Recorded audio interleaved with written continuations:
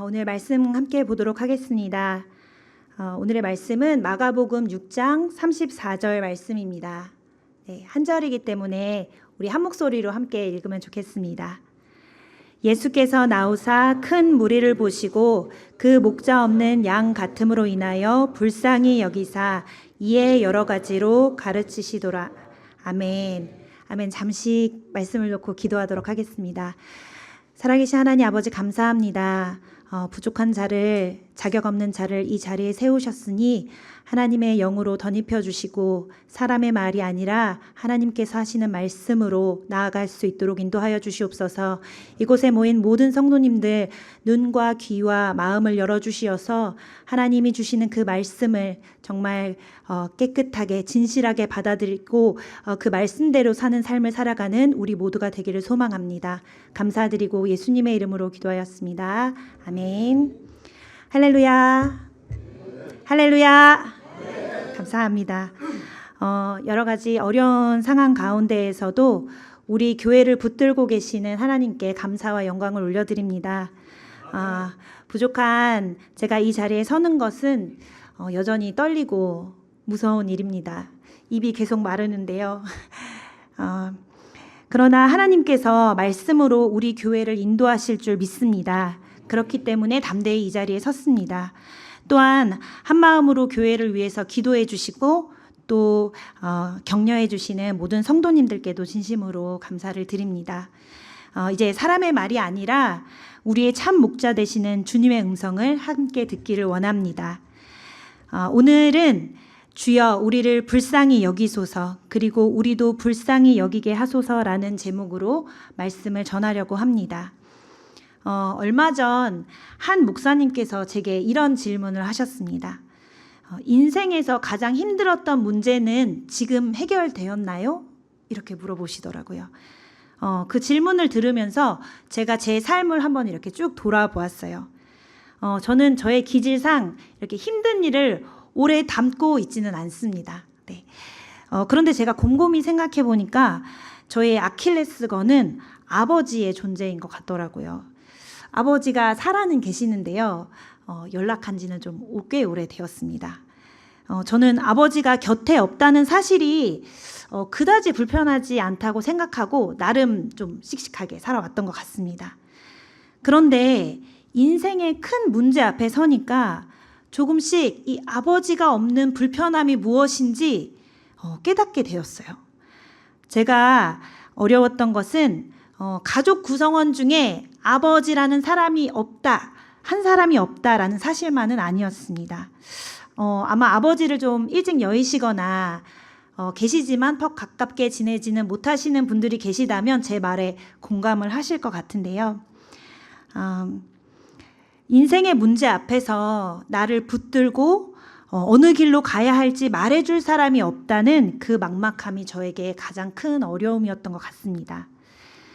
오늘 본문에서 예수님은 저와 같은 혹은 여러분과 같은 그런 무리를 보셨습니다. 그들에게 필요한 것은 잠깐의 위로가 아니라 그들의 생명과 앞길을 책임질 참 목자였습니다. 여러분도 그런 순간이 있으셨습니까? 앞으로 어떻게 살아야 할지, 무엇을 붙들어야 할지, 누구를 의지해야 할지 몰라서 막막했던 시간이 있으셨습니까? 혹시 지금이 그런 시간입니까? 그렇다면 오늘 말씀을 통해 우리를 불쌍히 여기시고 끝까지 책임져 주시는 참 목자이신 예수 그리스도를 만나기를 소망합니다. 오늘 본문을 다시 한번 읽어보도록 하겠습니다. 마가복음 6장 34절입니다. 시작. 예수께서 나오사 큰 무리를 보시고 그 목자 없는 양 같음으로 인하여 불쌍히 여기사 이에 여러 가지로 가르치시더라. 예수님께서는 예수님을 찾아온 큰 무리를 보시고 목자 없는 양 같다고 말씀하셨습니다. 목자가 없는 양의 상태가 어떻습니까? 그들은 흩어지고 먹을 것과 안전한 길을 잃고 위험에 노출됩니다. 이런 양들을 돌보기 위해 목자는 하루 종일 풀이 있는 곳을 찾고 물이 있는 곳을 찾고 독초를 피하고 낭떠러지를 피하고 이 양들을 공격하는 맹수를 경계해야만 합니다. 구약에서도요, 목자 없는 양이라는 표현이 자주 등장을 합니다. 구약에서 이 표현은 단지 지도자의 부재만을 얘기하지 않습니다. 실패한 왕의 통치, 그들의 굶주림, 위험, 공동체의 붕괴, 결과적으로는 마침내 메시아의 필요로까지 이어지고 있습니다. 그렇기 때문에 예수님께서 무리들에게 목자 없는 양 같다라고 표현하신 것은 그냥 리더가 없는 상태를 표현하는 말이 아닙니다. 그리고 하나님은 목자 없는 양 같은 자기 백성에게 아주 놀라운 약속을 하십니다. 우리 에스겔서 34장 11절, 15절, 16절을 한 목소리로 읽도록 하겠습니다. 주 여호와께서 이같이 말씀하셨느니라. 나 곧 내가 내 양을 찾고 찾되 내가 친히 내 양의 목자가 되어 그것들을 누워있게 할지라. 주 여호와의 말씀이니라. 그 잃어버린 자를 내가 찾으며 쫓기는 자를 내가 돌아오게 하며 상한 자를 내가 싸매주며 병든 자를 내가 강하게 하려니와 살찐 자와 강한 자는 내가 없애고 정의대로 그것들을 먹이리라. 아멘. 하나님은 내가 친히 목자가 되어주겠다라고 약속하셨습니다. 그리고 때가 차매 하나님께서 육신을 입고 이 땅에 오셨습니다. 그래서 예수님은 요한복음 10장에서 이렇게 말씀하고 계세요. 나는 선한 목자라. 이 말씀은 단순히 내가 좋은 목자다라는 뜻이 아닙니다.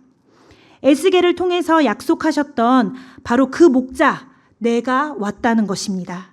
그러므로 오늘 본문에서 예수님께서 무리를 보시고 목자 없는 양 같다라고 말씀하신 것은 단순히 그들의 불안한 심리나 굶주림을 보신 것이 아닙니다.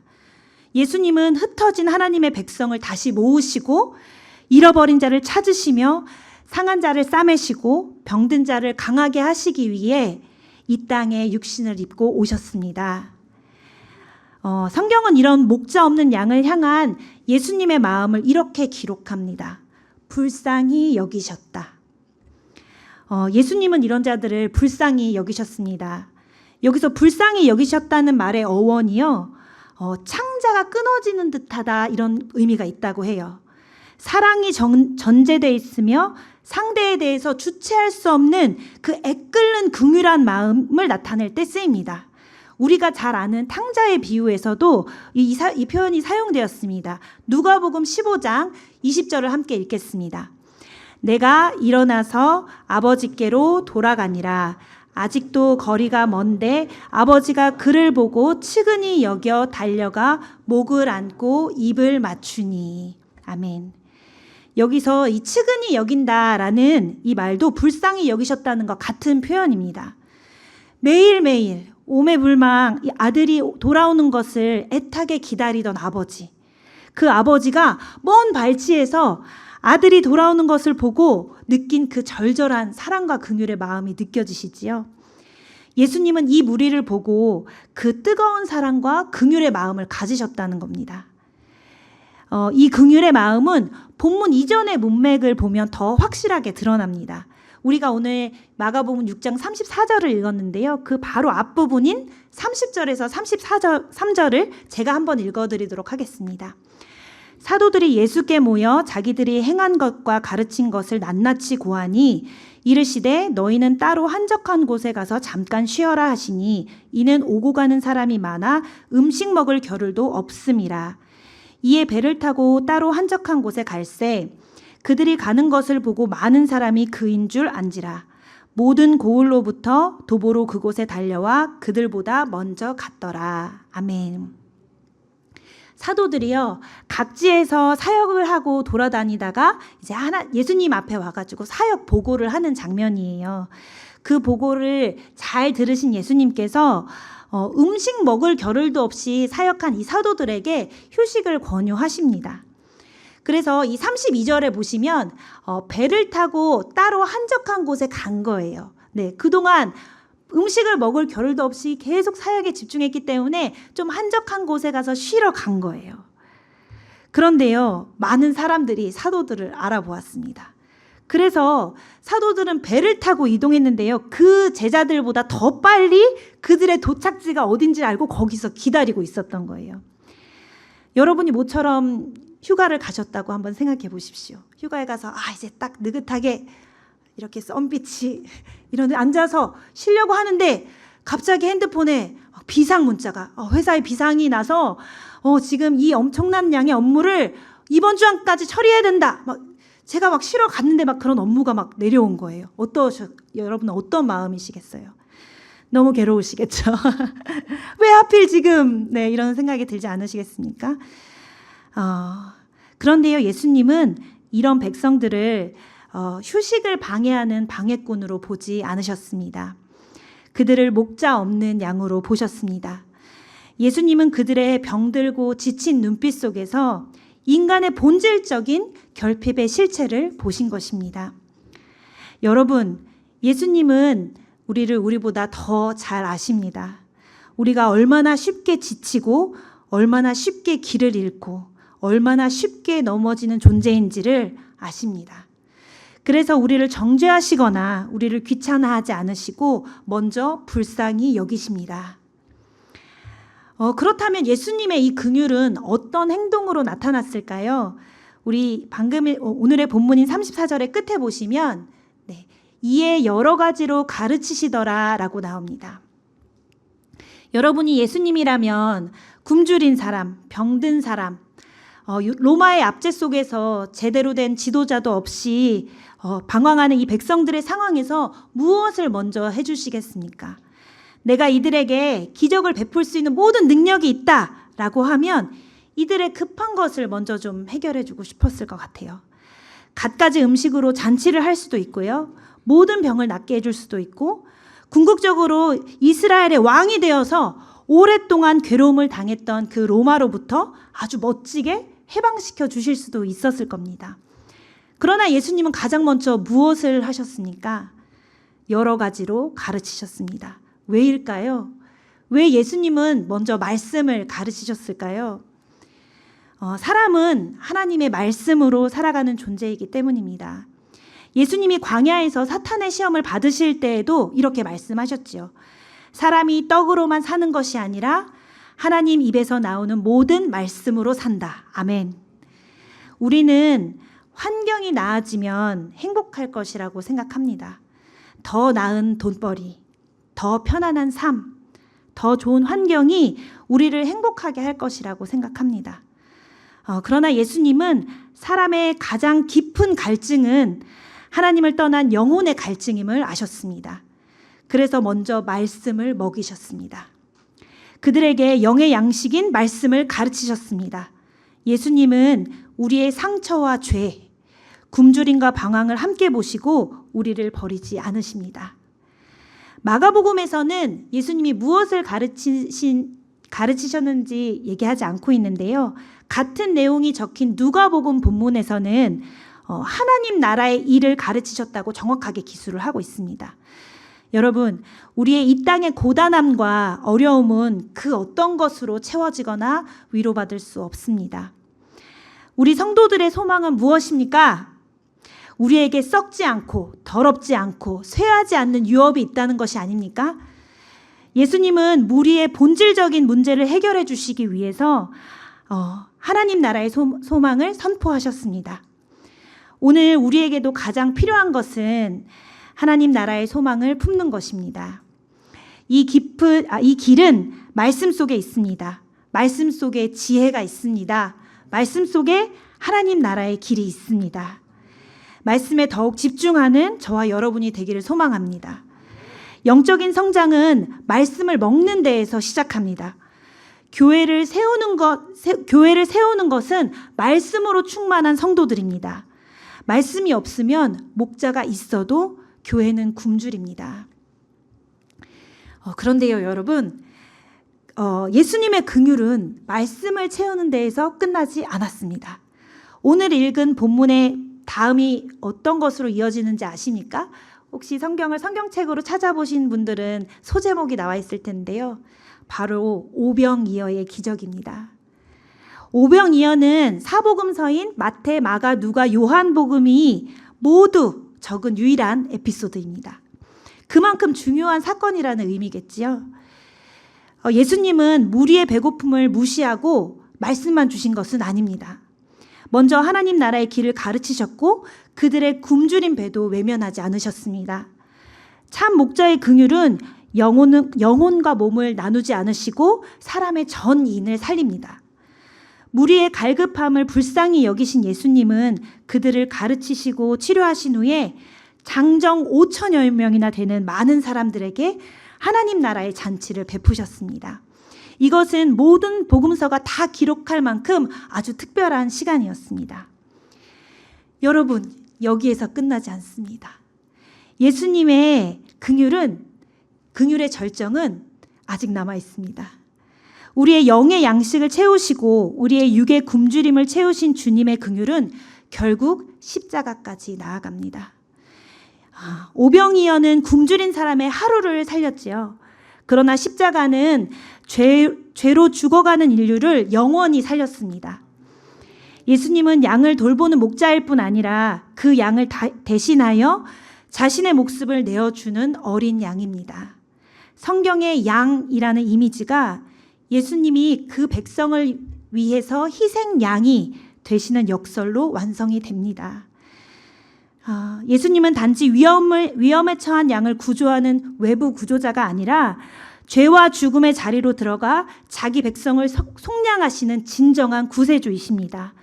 또한 죽임당했으나 부활 승천하셔서 그 백성을 돌보시는 왕이십니다.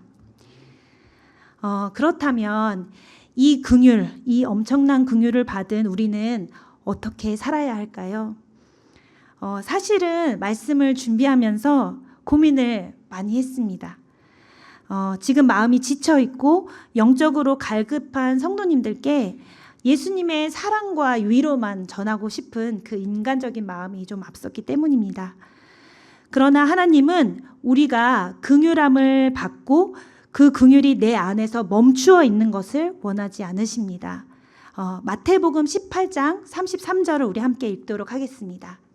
내가 너를 불쌍히 여김과 같이 너도 내 동료를 불쌍히 여김이 마땅하지 아니하냐 하고. 아멘. 우리가 받은 긍휼은 반드시 이웃에게로 흘러가야 합니다. 예수님께 구원의 은혜, 부르심의 은혜를 받은 긍휼의 최대 수혜자에서 다시 그 긍휼을 나누는 자로 살아야 합니다. 예수님은 단지 무리의 심리적인 어려움을 해결하신 분이 아니셨습니다. 자기의 시간을 내어 가르치시고 굶주림을 해결하며 배제된 자를 공동체 안으로 회복시키고 자기 생명을 내어주셨습니다. 긍휼은 보고 가까이 가고 자원을 내어놓고 위험을 감수하며 관계를 회복하는 행동입니다. 우리의 주변을 좀 둘러보시기를 바랍니다. 우리의 손길이 필요한 자가 있습니까? 위로가 필요한 자가 있습니까? 용서가 필요한 자가 있습니까? 그들에게 다가갑시다. 손을 내밀어 물질적인 필요를 채워줄 수도 있고요. 마음의 위로를 전할 수도 있고 또 절대 용서할 수 없는 자에게 긍휼한 마음 주시기를 기도할 수도 있습니다. 무엇보다도 예수 그리스도를 전하는 저와 여러분이 되기를 소망합니다. 그것이 긍휼의 목자이신 예수님의 양으로 그분의 제자로 살아가는 합당한 모습입니다. 베드로를 보십시오. 베드로 하면 떠오르는 사건이 많이 있는데요. 뭐니 해도 새벽 달기 울기 전에 3번 예수님을 부인했던 장면을 떠올리실 것 같습니다. 예수님을 가장 열정적으로 따라다녔던 제자. 그러나 예수님이 가장 힘들었던 순간에 예수님을 배반했던 수치는 그를 실패한 인생으로 낙인 찍을 수도 있었습니다. 하지만 예수님은 그에게 긍휼을 베푸십니다. 그를 직접 찾아가시고 과거의 일을 들추시지도 질책하지도 않으십니다. 그저 내가 나를 사랑하느냐? 그렇다면 내 양을 먹이라 라고 말씀하십니다. 이것이 긍휼받은 자에게 주시는 사명입니다. 제자도는 완벽한 사람이 되는 것이 아니라 실패한 후에도 상처받은 후에도 예수님을 따라가는 사람입니다. 이후 베드로는 예수님의 복음을 전하는 사도로 그의 인생을 바칩니다. 사랑하는 성도 여러분, 우리의 소망은 어디에 있습니까? 우리의 진정한 목자는 누구입니까? 우리는 그 목자에게 받은 긍휼로 어떻게 살아야 합니까? 예수님만이 참 목자이십니다. 할렐루야! 아멘! 그 어떤 사람도 알 수 없고 채울 수 없는 것을 예수님은 아십니다. 길 잃은 양들을 위해 풀을 찾고 물을 찾고 위험으로부터 보호해 주십니다. 그리고 자기의 목숨을 십자가에 던져 양에게 영원한 생명을 선물해 주십니다. 지금 우리는 그분을 바라보아야만 합니다. 예수님이 머리 되시는 교회, 주여 간절히 소망하오니 이끌어 주시옵소서. 살려 주시옵소서. 건강을 되찾게 하여 주시옵소서. 그분께 매달릴 때, 그분을 붙잡을 때 우리를 향한 그 창자가 끊어질 듯한 사랑, 그 긍휼의 마음으로 우리를 가르쳐 주시고 싸매 주실 줄 믿습니다. 주님, 우리를 불쌍히 여겨 주십시오. 그리고 우리를 긍휼히 여기시는 예수님을 따라 우리도 이웃을 불쌍히 여기게 해 주십시오. 이 고백이 저와 성도님들의 간절한 고백이 되기를 소망합니다. 사랑하는 성도 여러분, 우리는 목자를 잃은 것처럼 느낄 때가 있습니다. 그러나 하나님의 백성은 한 번도 목자를 잃은 적이 없습니다. 마지막으로 시편 23편의 말씀을 함께 합독하고 마치려고 합니다. 너무 잘 아시는 말씀이고 또 암송하시는 분도 계실 텐데요. 오늘의 이 말씀을 기억하면서 한자 한자 마음에 새기면서 함께 읽도록 하겠습니다. 여호와는 나의 목자시니 내게 부족함이 없으리로다. 그가 나를 푸른 풀밭에 누이시며 쉴 만한 물가로 인도하시는도다. 내 영혼을 소생시키시고 자기 이름을 위하여 의의 길로 인도하시는도다. 음침한 골짜기로 다닐지라도 해를 두려워하지 않는 것은 주께서 나와 함께 하심이라. 주의 지팡이와 막대기가 나를 안위하시나이다. 주께서 내 원수의 목전에서 내게 상을 차려주시고 기름을 내 머리에 부으셨으니 내 잔이 넘치나이다. 내 평생의 선하심과 인자하심이 반드시 나를 따르리니 내가 여호와의 집에 영원히 살리로다. 아멘. 선한 교회의 목자 되신 예수 그리스도가 우리와 함께 하십니다. 이 소망을 붙드는 우리가 되기를 간절히 소망합니다. 아멘.